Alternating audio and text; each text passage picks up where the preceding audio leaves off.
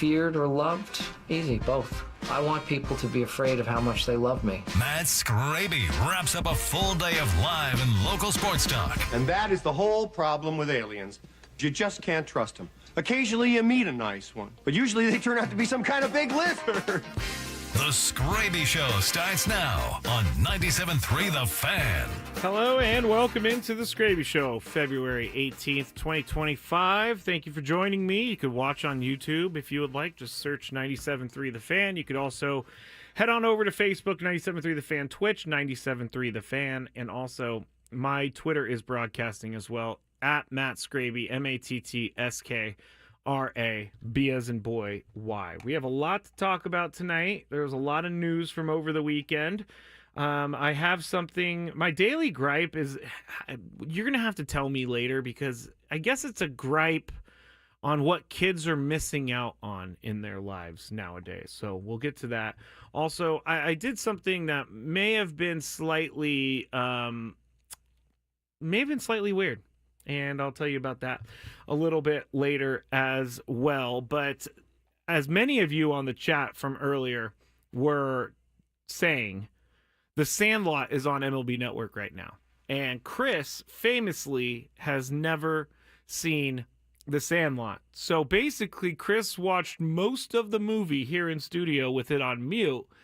But I told him he has to watch The Sandlot. Now, The Sandlot took a long time for me to watch. I didn't watch it right out the gate either.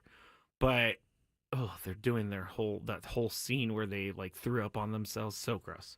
But The Sandlot is a great movie, and I really, really hope that Chris sees it in full one of these days, because it's a classic. It's a classic. Now, the other thing is, last week, we had a listener named Nick. He won Chris vs. the Fans. And they sent me something, a picture of something, and it was of Funko. I'm sure everybody's aware of Funko. I guess they're kind of like bobbleheads, but Funko. I don't know. I don't collect Funko, but anyway, this Nick sent me a picture, and I'm going to put it on the YouTube so everybody can see. But I'm not sure if they actually created a Funko doll of me, because this one that they found online has a dog in it, has a 49ers sweatshirt on, red shorts, a beard, brown hair, and I gotta say, this thing looks as close to me as possible. So if anybody knows if Funko just randomly makes things out there, and this was just a random thing, but if you want to see this, just go back to the YouTube, Skraby Show, February 18th. Go in 5 minutes and you'll be able to see it. It looks exactly like me. Katrina says you can design your own. Pops? Are you calling me Pops like I'm old or something? I don't know. Yeah, so there you go. I thought that was kind of fun to see that. I'm not a big Funko guy. They have a booth at Comic-Con, apparently. All right. Okay. I've only been to Comic-Con once. I need to get back there. It was actually really fun. I didn't know what I was doing there, but I was walking around for a radio station that I was working for at the time, doing interviews and stuff, and it was really fun, I gotta say. Lots of crazy costumes. Actually, my question that year, so I was walking around for the radio station, and I was asking everybody a question. Oh, the question was this. Because this was back when President Trump was running against Hillary Clinton. And so my question was, who would they be in the comic book type of world, in the Comic-Con type of world? Who would Trump be and who would Hillary be? And I got a lot of really, really hilarious answers. And answers I didn't even know were answers, because there are so many characters out there. And there are lots of people dressing up like all of those characters. It was a lot, but yeah, it was fun at the same time because I got to learn a lot. So anyway, Donald Duck on the chat says, cool sports show. Hey, Donald Duck, find some pants. How about that? Ha ha. Anyway, all right. So Padres, everybody's reported.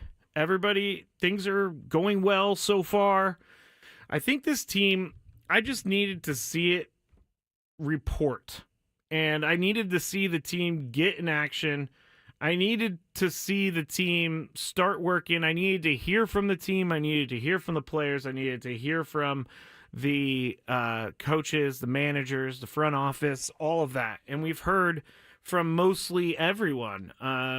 So far, we have gotten explanations and answers from all the people that really do matter to the team, like Manny and Fernando. I don't know if Fernando has actually done an official press scrum, but I know that these guys are handling it in a way that I want it to be handled, which is I think that they have the exact right mindset, because instead of being like, me and some fans out there and thinking, oh, the Dodgers are just so good, or, oh, the Giants are better, or, oh, the Diamondbacks are better. I think that this team has the mindset of, hey, we are a team that could have gone to the World Series last year. Here's what Michael King said to Kevin Acee earlier. He said, I still think we're one of the teams that could have won the World Series last year. That Dodgers series was definitely a tough one to swallow, but we still got a bunch of our core group guys, and we're all hungry to come back in. I think that's the most important thing, is that they're all hungry to come back in. All of them, I think, feel like they have some unfinished business from last year. I don't think that anyone out this year, I don't think that they are happy with the way things ended last year. I mean, we make jokes and stuff about the 24 straight innings at the end of the season where they didn't score a run. But for those guys, that's personal. And I'm someone who 100% needs to have a chip on my shoulder to get extra motivation. But I think that this year, with everybody talking about the National League West and everybody talking about a few teams in the National League West, and then when they talk about the Padres, it's all about how they need to trade and rebuild. I think they're taking that personally. And I think that's something that we're not maybe paying attention to close enough. And there's not really a way to measure it. But as a professional baseball player, these guys don't have the same thought process that we do, where they look at a team and they see that team is too good. These guys are all so good that they look at it and they say, hey, we can take them down. We can do that. We can dethrone the Dodgers.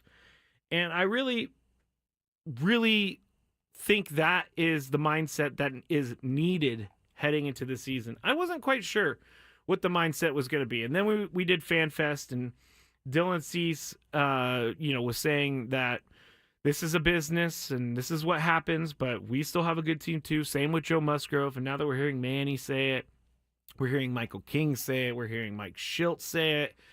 I really like the direction that the team is heading in right now. When it comes to games, it might change, because this year, like I said last year, I'm really hoping that they don't start slow like they have the last couple years. I remember spending most of the offseason last year saying one of the most important things for the Padres going into 2024 was that they didn't start slow, and they did start slow. But looking back at it, I don't know that it was as bad as we all thought it was. It just seemed a little shocking when they weren't playing their best baseball later or earlier in the year. But this year, they really do. I mean, it cannot be something where at the end of the year, they have to rely on a win streak, or they have to rely on winning, 10 out of 11. You don't want to have to rely on that stuff. You want to be able to put yourself out front early enough so that you can have a little bit of wiggle room at the end of the season. And I want to see the Padres just hit the ground running this year. I know everybody wants to see the Padres hit the ground running this year. I've said it so many times, but I think it's incredibly important. I think it's very important for them to get started early. Just number one, to prove to themselves that, hey, we are contenders. And number two, W's make everything better. Wins make everything easier. Flying, traveling, working out, all of that stuff gets easier when you're winning in Major League Baseball. So Mike Shildt also said something about Manny, which I was reading. Dennis Lin put out an article this morning in The Athletic that was talking about Manny Machado and how Manny Machado is feeling 100%. He said his offseason has been fantastic. Last year, his elbow was never 100%, and it was never close to 100%. And his elbow did cause the first 2 months of a slump, and then he got going there later in the year. That's going to help with them winning right out the gate. That's going to help them with something that's going to help them to make sure that they're not, coming from behind all the time. I mean, I think that Manny's going to come out of the gate and he's going to be great this year. I can only think that he's going to be great this year because that's what he's done for the Padres. I just need, if we're going to put more pressure on anyone, I think we have to put all of the pressure on Manny. Manny's going to have a huge year for the Padres. All of them are going to have huge years. But Manny is the de facto leader of this team. He's the guy that some of these guys are going to look towards. And Mike Shildt said to the media in Dennis Lin's article that Manny, quote, Manny did a good job of this in the hitters meeting today, and I echoed that collective with the group. We start at 0. We feel like we know we did some things very well last year, had a lot of things that were considered to be successes that we feel really strong about and want to reflect on and build confidence with. We also have some unfinished business, but we're going to start at 0. I actually forgot about that unfinished business part in the quote, so I look kind of sort of smart by saying unfinished business, but they're going to start at 0, and I like that. You can't, I guess, overestimate anything.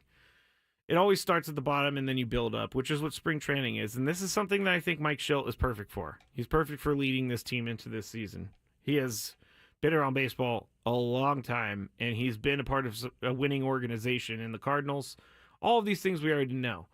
But what I don't think we knew last year was how Mike Shildt was going to bring that team together, and he was the right guy. The Padres have been searching for a manager here for years now. Jace Tingler wasn't it. Andy Green wasn't it. Bob Melvin wasn't it. But I think Mike Shildt is it. I think that he is the right guy for this job, and he's going to help them move forward. Last year, he was heading into the season, his first year as manager. This year, he's much more comfortable. He's already got a year under his belt. Things get easier after you get past that first year, I think. So lots of positivity here in this segment. I know that there are some people out there that don't want to be positive. I get those people in my DMs all the time telling me that I'm not. Why am I putting lipstick on a pig? I don't think I'm putting lipstick on a pig. I'm just talking about what's in front of me.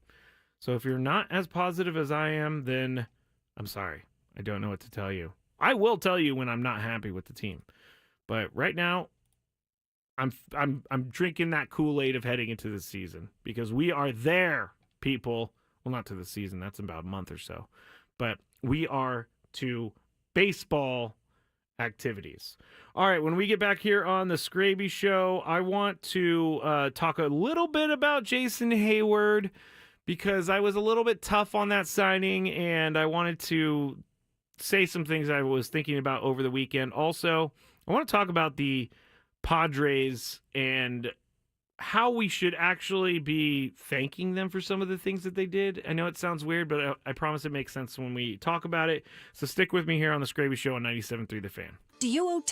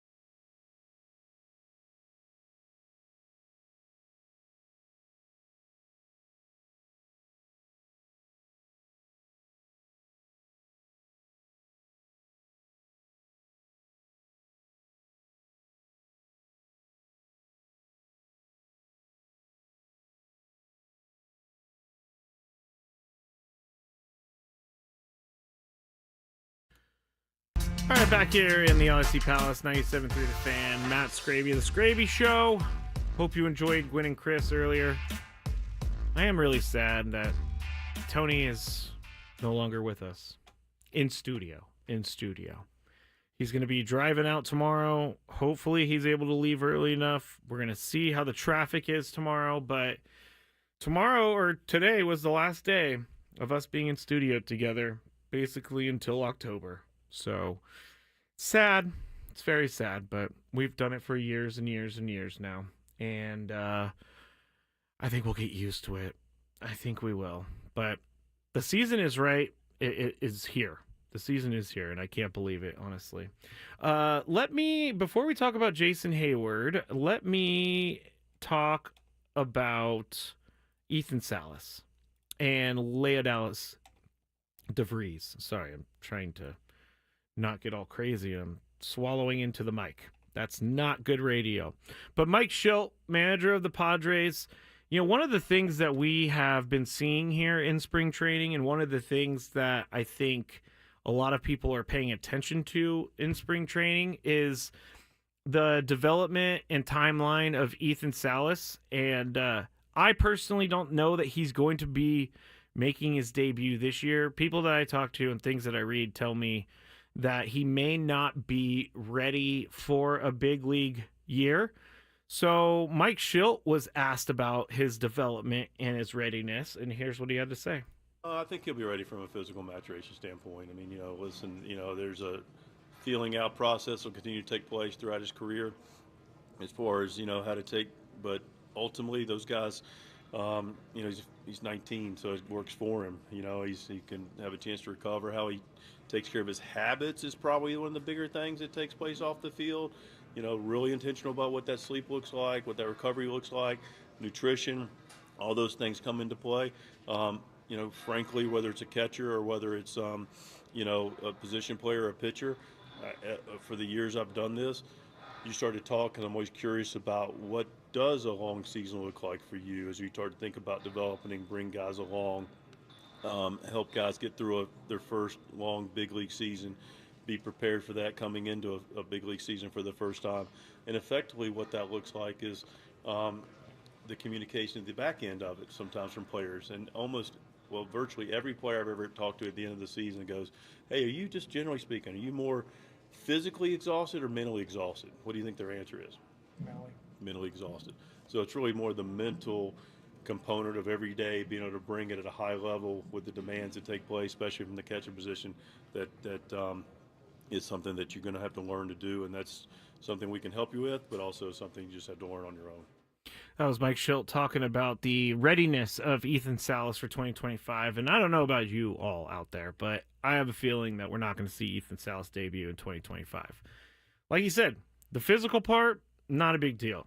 But the learning how to be a big league catcher is a much bigger deal than we're actually thinking it is. And I think I'd rather, in this case, because they have a catching unit right now that has big league experience in Diaz and Campisano. I know that maybe that's not the greatest, those aren't the greatest options in the world. I think they're fine for the year, but I'd rather just wait for Ethan Salas to be ready for his debut, and rather than, it would be a luxury for them to debut him instead of a necessity. And if Ethan Salas is debuting this year, I'm assuming it's because of major injury that has happened to the catching position. But again, I would much rather let him go through everything and go at his own pace and make sure that he is ready to go. I mean, he is, I think he's 18 or 19. And I don't know about you all, but as an 18-year-old, I was not ready for a regimented sleep schedule like Mike Shildt was just talking about there. I know that there's different motivations for Ethan Salas to have a sleep schedule or a scheduled sleep schedule. I know that I can't even do a sleep schedule right now. I know that I'm not really someone, I try to go to bed at the same time, but I ended up not sleeping, and so then I end up actually going to bed at the same time. I try to wake up every day at the same time. Anyway, these are all things that we don't really think about, and these are all things that Ethan Salas is going to have to get used to as he makes his way into a major league catcher. So that was Mike Shildt on Ethan Salas, and he's also going to talk about Ethan Salas here, so it might be a little bit of a repeat, but Mike Shildt was asked what he's seen so far from both Ethan Salas and Leo Dallas DeVries. Yeah, it's a third camp for Ethan, big league camp, second in this seat, but known Ethan going back several years, and even when I was in player development role here, and one thing that I appreciate about Ethan is just the maturity, and I alluded to that earlier, about the age. But this is a very special guy that, one of the first times a couple years ago, and I went into AA in 22, went in the season and sitting there talking to Jackson, and had met and saw Ethan in spring training a little bit, and he's 17 years old, and he just walks right by me like, "What's up, Shildt? How you been?" I'm like, he's one of these guys like, you're not sure who the more mature guy in the room is, probably him. And so, no, he's done a great job. He's now what's next for him. The maturity, the composure, the ability, all those are important. But, now it gets to a certain point as he gets closer to, being a big league contributor. What do those next steps look like? The consistency, the quality of work, the intent of work. So I feel like Ethan's in a good place trending towards that, and I'm excited for him and for us. DeVries, I don't know as well. I've gotten to know him a little bit. He came to Camp 44, spent some time with him, seen him around the complex a little bit. We're still in the evaluation process. His first big league camp, not ask him to do a whole lot, just go play, see what he can do, and we'll evaluate it from there. All right, so most of that was actually, I'm sorry, I listened to that very early this morning, and I forgot that he basically said the exact same thing that I already played about Ethan Salas, but there you go. We the two young superstars that are going to be the future of the Padres, not quite there yet, and I'm okay with that. They don't really need to throw another shortstop into the mix. I think that they're fine for now.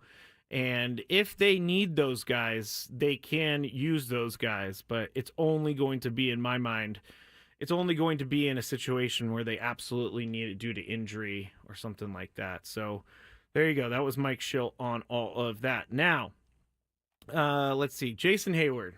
I was pretty mean. Not mean. I was pretty hard on the Jason Hayward signing last week. And then Yuli Gurriel was signed either this morning or late last night. But these guys, as what we were talking about last week, Chris and I, the lottery tickets that are being brought into camp. I see all of this as good competition, but I don't know how much these guys are actually going to help the team. I think Jason Hayward, I've been reading more and more about him. And although his skills at baseball might not be as strong as they used to be, he seems like a really great guy to have on the team, and he seems like a really great guy to have in the clubhouse. Now, when I said that earlier, Tony said, hey, this clubhouse doesn't necessarily need another vocal leader in the clubhouse, but if Jason Hayward is in there and if he can lend some of his experience to the team, I think that helps. I just worry about the actual production. And I know you can't just keep a guy on the team because they're good in the clubhouse, but I do worry about the actual production of Jason Hayward.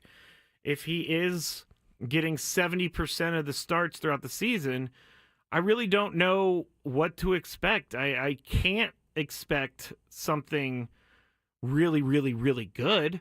I just can't expect that because we haven't seen a really, really, really, really good Jason Hayward at the plate in some time now. So I can't really expect that. But I do like the story that Kevin Acee wrote in the paper this morning. I said it like Chris, the paper. Online this morning. I guess when they were doing their first outfield drills and Jason Hayward was taking some fly balls in left field for the first time with the Padres. I guess, like, one of the little things about this team, and I'm not saying that these guys weren't doing it, but Jason Hayward coming in with a different type of mindset is going to help them to get better at the little things. Like, so AC was saying that he was calling for the ball. I got it. But it was, like, loud. It was deep. It was, it's his ball. Last year, we didn't have many problems with the Padres running into each other in the outfield at all. Padres, for the most part, have been pretty good with that. But after that, AC wrote that all of the other outfielders, the younger outfielders, started to pick up their yells a little bit, started to yell a little bit louder and more and deeper. I got it. That was me trying to do my deep voice. And it seems small and it seems trivial, but I don't think that stuff is small and trivial. I think this stuff is basic fundamentals of baseball that you learn in Little League. And we still see major league players from time to time not calling for the ball, not communicating with their teammates. But I like the fact that Jason Hayward, in his first day of spring training, in like his 14th year in Major League Baseball, he may even have more, he's doing the fundamentals of baseball right there. And that tells me what kind of guy he is, and it tells me what kind of player he is. He cares a lot. And fundamentals is where it all comes from. And you heard Mike Shildt there saying after the end of the season, what is a player more tired? What's more tired for a player? Their brain or their body? And their brain. So at a certain point, it just becomes muscle memory. And so the fundamentals will help you with that muscle memory. I like it. I do. I'm just not... I'm not willing to say that Jason Hayward's going to change the team. I can't. We have to see it first. But again, these little things are good things. And these little things are things that it's good for guys like Ethan Salas, DeVries, Jackson Merrill, guys like that. It's good for them to see this. This is a five-time Gold Glove Award winner, Jason Hayward, in his career. So why wouldn't you listen to a guy like that? And when you see a guy who's coming into camp for the first time and he is he's had a really good career as a major leaguer and he's calling for the ball in the outfield as loud as he can, I think that tells you everything you need to know as a young player. Like, okay, this is what's expected of me. And so there's a little bit of leadership by example there. And I really... I'm looking forward to getting out to spring training and talking to people about Jason Hayward. I want to see what they have to say because at that point, they'll already have like a month in. So there'll be plenty of things to say about Jason Hayward. All right. I'm going to tell you that embarrassing thing that I did on the other side. I also have my daily gripe. I also would like to tell you why the Padres and Padres fans should feel a little bit better about everything. And that's all coming in the last segment on the Skraby Show on 97.3 The Fan. Ben and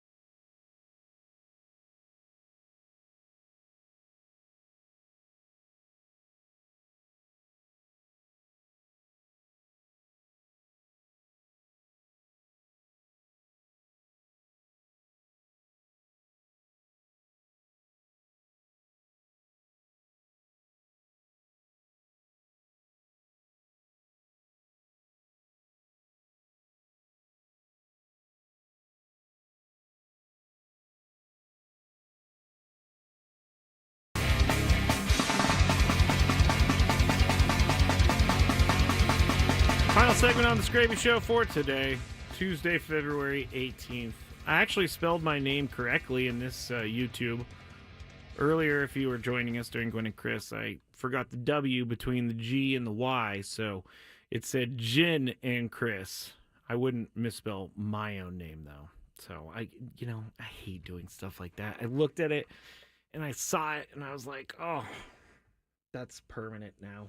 And they're going to make fun of me. They are going to make fun of me, and they did, which I deserve. I definitely deserve. Matt Skraby, you can follow me on social media at Matt Skraby, MattsKraby, as in boy, Y. And I just had something happen to me in studio, and then I'll tell you about my embarrassing story from over the weekend. But there's a trash can that sits over here behind my left shoulder. And every night I take it out before the Skraby Show ends, because usually they're here. They come through while I'm doing the show, and they get all the trash from all the trash cans. And so I want to make sure it's easy for them. And I put it outside the door, and everything is good, usually. And it's the only trash can that's in this room. So it's a very heavily trafficked trash can. When I was going to pick it up, I kicked it, and everything went all over the floor. I saw some tissues in there, like I'm assuming from someone blowing their nose. So I didn't touch the tissues. I actually took a piece of paper and I got everything back in, and then that wasn't working. So I took my shoe, and I kicked it in there. And so I finally got all the trash off the floor, but that was very disgusting. I just have to share that with everyone. I am not someone who likes germs, and seeing the trash all over the floor was disgusting. It was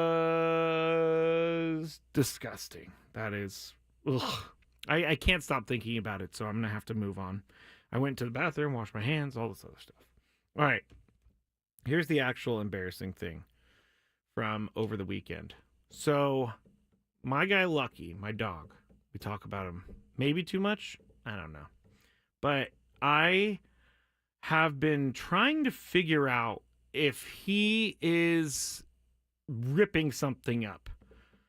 And I haven't caught him in the act yet.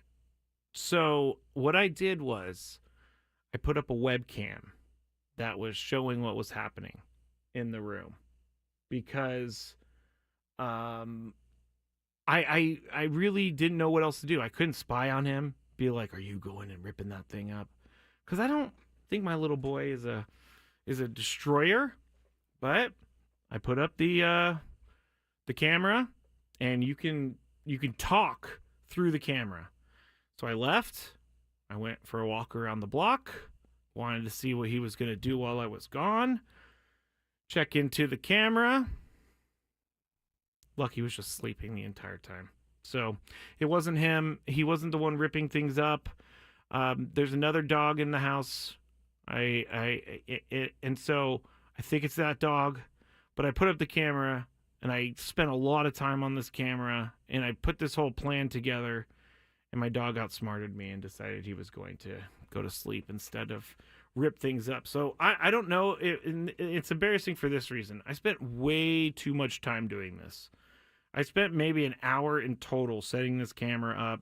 And then I feel really bad, too, because you could talk through the camera. And then I wanted to trick him a little bit. I'm mean. And I got on the little intercom thing, and I said, Lucky. And he looked up in the air, and he was like, what is that? What the heck? And I felt bad because then I was confusing him, and he was thinking he was hearing voices. And so, yes, this is what I do, me and Lucky, on the weekends. I set up cameras, and I tease him, and I don't actually do this often. But the embarrassing part of the whole story was that it took me an hour to set this whole thing up, and I'm never going to use the camera again for Lucky and trying to figure out if he's going to rip anything up. Although, 2 weeks ago, I did catch him with feathers on his mouth, and that means he was ripping up something that day. So I love it when he gives me that look like, I didn't do anything, and then you see feathers all over his mouth. That is hilarious to me. So I hope everybody else finds that hilarious as well. All right, we need to talk about the Padres here for just a second. Padres in regards to why we should feel good about them. And then we have the Daily Gripe at the end of the show. But the whole Artie Moreno admission earlier, yesterday, I think it was, he actually, here's his quote.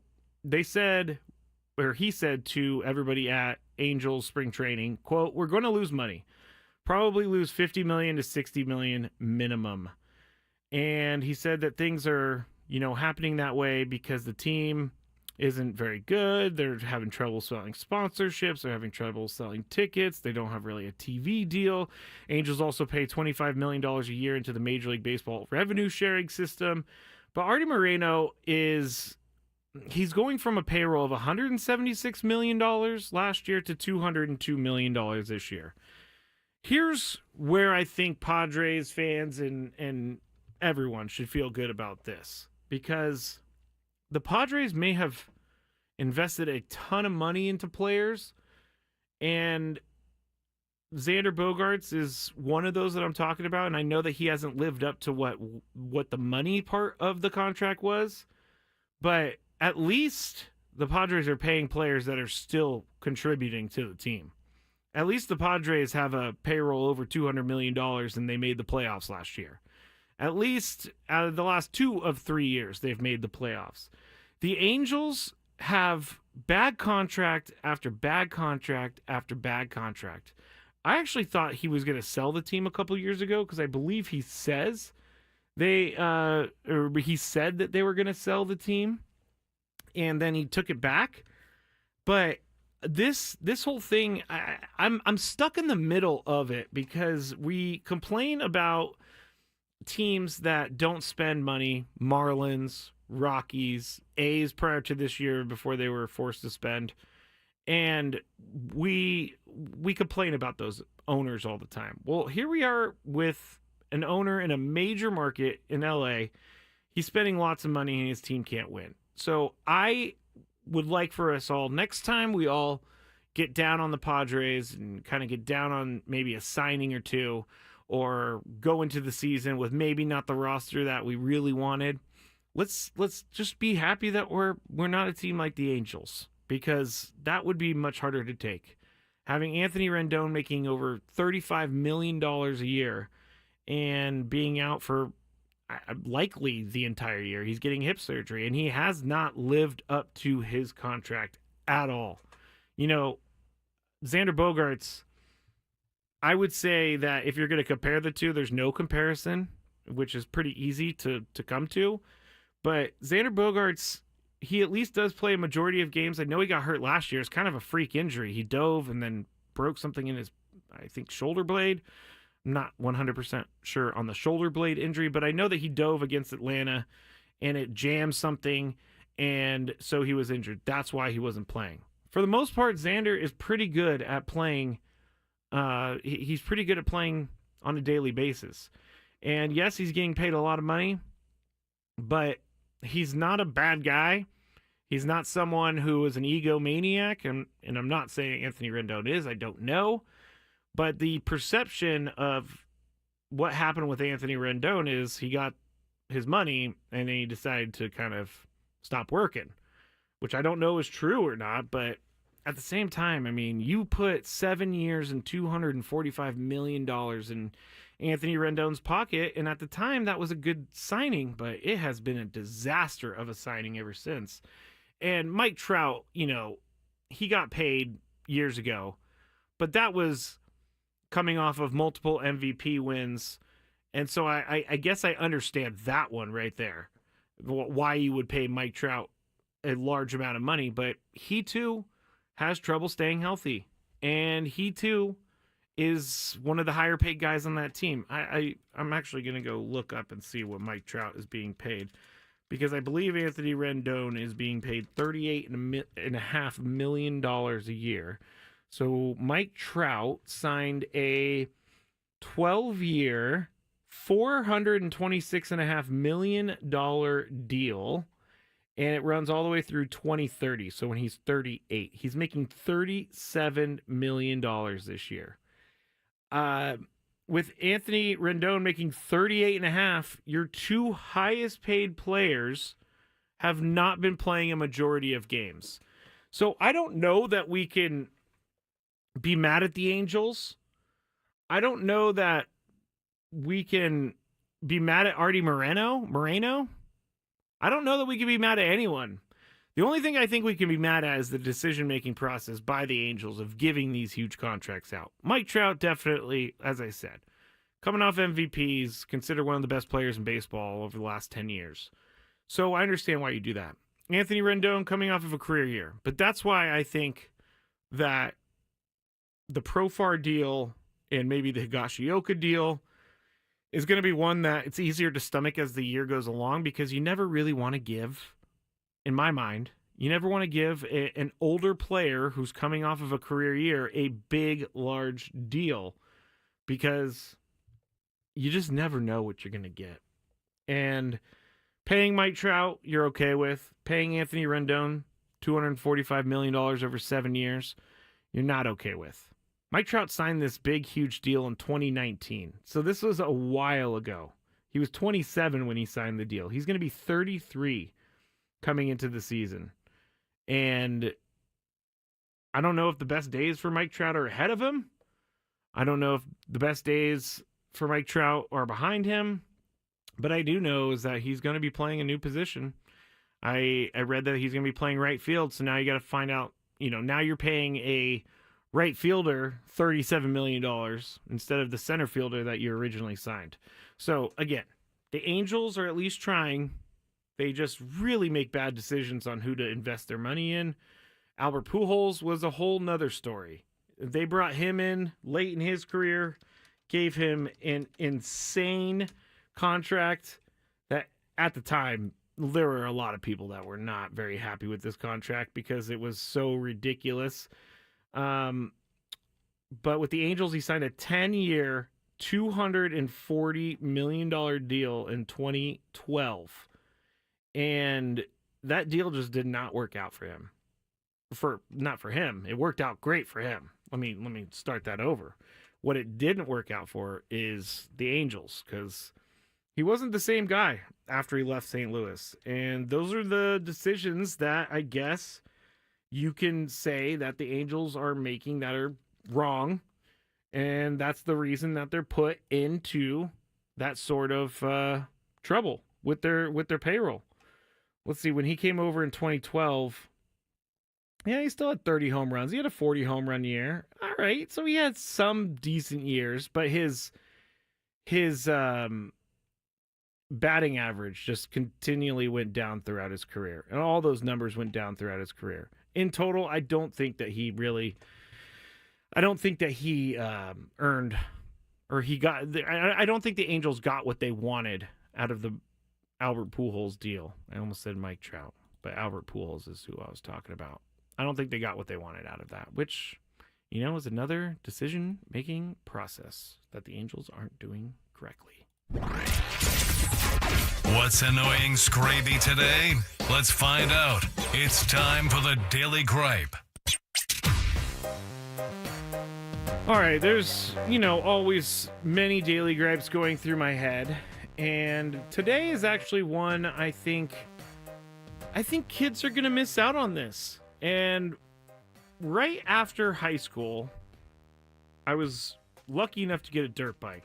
I had a Yamaha or YZ125 two-stroke. Well, over the weekend, I saw these kids, and when I was hiking, and they were down in like a dirt area, and they were on these really awesome bikes and dirt bikes. And I was like, wow, those things look pretty awesome. They're really fast, but I can't hear the two-stroke engine. What the heck is where is it? The daily gripe is that kids will never get the greatness of a two-stroke dirt bike because they had electric dirt bikes. I know that's the way the world's going, and I'm not mad at going the electric way of vehicles. But I am mad that kids aren't ever going to get that little sound that I love so much. The ring, ding, ding, ding, ding, ding, ding, ding, ding, ding. That was bad. Let me try it again. Ring, ding, ding, ding, ding, ding, ding, ding. No, that was also bad. All right, I'm going to stop the two-stroke sound effects right now, but I think everybody knows. What the two-stroke sounds like, and I'm bummed for those kids. There's nothing like smelling that exhaust, mixing the gas, hitting the gears. I loved it. Loved every single part of it. But kids these days aren't going to get that.